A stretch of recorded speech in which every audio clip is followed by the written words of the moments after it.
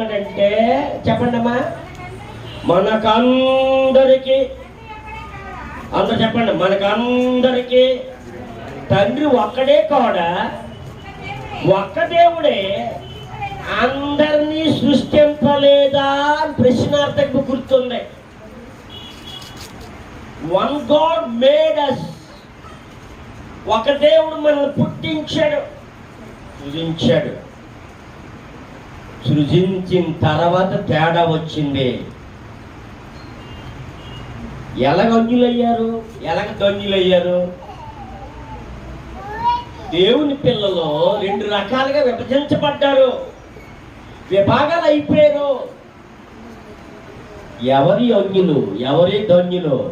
ఒక తండ్రికి పిల్లలే, ఒక తండ్రికి పిల్లలే,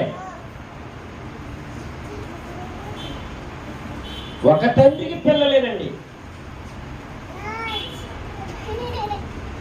యెహెజ్కేలు గ్రంథము 14:5లో అన్యులు ఎవరిని అంటారు, ధన్యులు ఎవరిని అంటారు? ఈ దేవుని సంతానమైన పిల్లల్ని రెండు భాగాలకు ఎందుకు చేస్తున్నారు? కారణం ఏంటి? What is the reason? యెహెజ్కేలు 14:5 వస్తున్నాం. తమ విగ్రహముల మూలముగా ఏమయ్యారట? దేని వలన?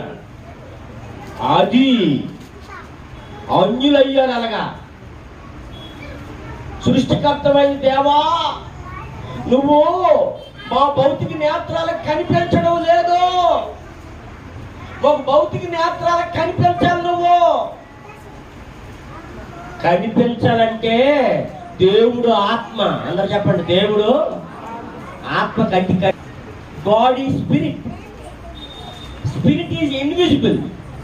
ఆత్మని కరెంటుని చూడలేం, గాలిని చూడలేం, వాటి యొక్క క్రియలు చూస్తున్నాం అంతే. కరెంట్ ఎలాగుందో తెలియదు, గాలి ఎలాగుందో తెలియదు. అలాగే దేవుడు కూడా ఎవరికి తెలియదు.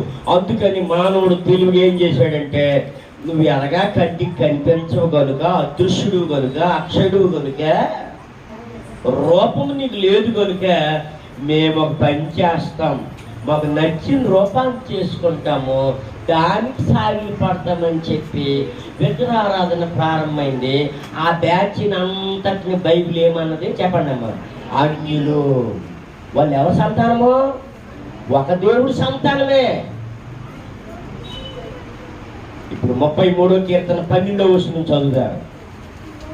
33వ కీర్తన 12వ వచనము. యెహోవాను తనకు దేవుడుగా గల జనులు